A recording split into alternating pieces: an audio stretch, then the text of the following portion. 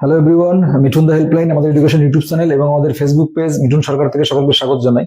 তো দেখুন, আমরা সরকারকে অনেক অনুনয় বিনয় করেও আমরা কিন্তু যারা নতুন এসএলএসটি প্রার্থীরা আছি, যারা নতুন এসএলএসটি, আমাদের ভাগ্যটাকে কিভাবে ধ্বংস করা হয়েছে ভালো করে বুঝতে পারছেন। যে দীর্ঘ 10 বছর পরে মাত্র 12,000 শূন্য পদে তাও 60 পেয়েও আমরা রিক্রুটমেন্টে আসতে পারিনি, অর্থাৎ সিলেকশন পাইনি। তো সমস্ত ক্যান্ডিডেটদের কাছে আমরা অনুরোধ থাকবে, সমস্ত এসএলএসটি ক্যান্ডিডেট, নিউ এসএলএসটি যারা আছে, সমস্ত আপার প্রাইমারি যারা আশা করে বসে আছে, আপার প্রাইমারি পরীক্ষা যারা নিউ টেট ক্যান্ডিডেট, যারা নতুন টেটে বসবে, তো সমস্ত ক্যান্ডিডেটদের কাছে অনুরোধ থাকবে। দেখুন, আমরা কিন্তু সরকারের কাছে সমস্ত রকম পদ্ধতি অবলম্বন করেছি, অনুনয় বিনয় আন্দোলন, তার বিনিময়ে কিন্তু আমরা স্বয়ং মুখ্যমন্ত্রী যিনি স্বয়ং স্বীকার করেছেন যে আমার তো লক্ষ লক্ষ শূন্যপদ রয়েছে, তারপরে কিন্তু আমরা শূন্যপদ পাইনি, আমরা শূন্যপদ পাইনি। তো নতুন এসএলএসটি, ফ্রেশ করে নতুন এসএলএসটি নিতে হবে। নতুন করে আপার প্রাইমারি এসএলএসটিতে মিনিমাম 50,000 শূন্যপদে নিয়োগ করাতে হবে, আপার প্রাইমারিতে মিনিমাম 30 থেকে 40,000 শূন্যপদ দিতে হবে, এবং নতুন যে নতুন টেট সেখানেও কিন্তু আমাদের 20 থেকে 30,000 নতুন শূন্যপদ দিতে হবে। তো আপনাদের দেখুন, আমরা সরকারের কাছে অনেক অনুনয় বিনয় করেছি, অনেক আন্দোলন করেছি। সরকারের হেল্পলাইন, আমাদের সরকারের তরফ থেকে হেল্পলাইন নম্বর চালু করেছিল, দিদিকে বলো, সেখানে আমরা ফোন করেছি, কোনো কাজ হয়নি।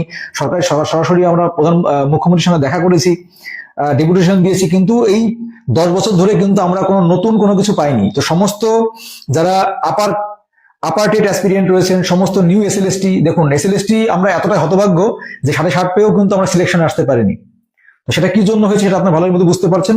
তো আমরা আপনার দেখুন, আপনার বিজেপির তরফ থেকে একটা হেল্পলাইন নম্বর, জনসংযোগ নম্বরটা চালু করেছে। নম্বরটা দেখতে পাচ্ছেন 9727294294।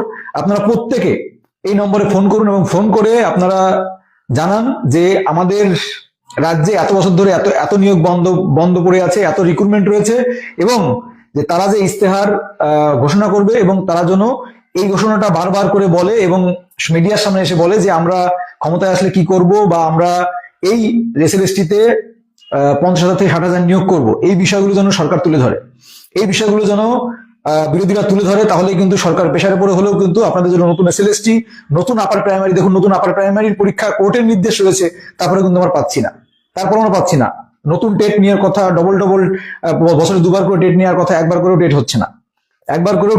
এই জন্য সমস্ত ক্যান্ডিডেটদের, সমস্ত অ্যাসপিরিয়েন্টদের কাছে, যারা নতুন এসএলএসটি, যারা নতুন এসএলএসটি 9, 10, 11, 12 এর যারা আপার টেটে রয়েছে, যারা নিউ টেটে রয়েছে, প্রত্যেকের কাছে অনুরোধ করবো, আপনারা প্রত্যেকেই হেল্পলাইন নম্বরে ফোন করে অবশ্যই নিজের মতামত জাজ করুন, এবং তারা যেন বিরোধী যারা রয়েছে, তারা কিন্তু অপোনেন্ট যারা রয়েছে, তারা কিন্তু বিষয়ে চাপ দিলে অবশ্যই কিন্তু আমাদের শূন্যপদ বড় আকারে আসতে পারে, এবং দ্রুত আসতে হবে, এবং ভোটের আগেই আমাদের নোটিফিকেশন চাই, নোটিশ